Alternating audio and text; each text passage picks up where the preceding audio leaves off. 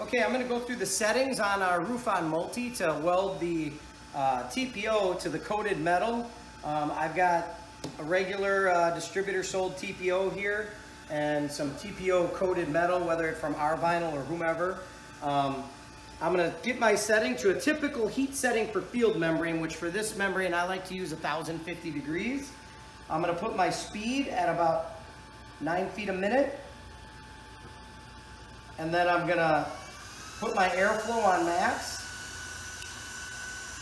And once I'm up to heat, I'll engage my tool into the membrane just by rocking it a little bit and sliding the heat source under.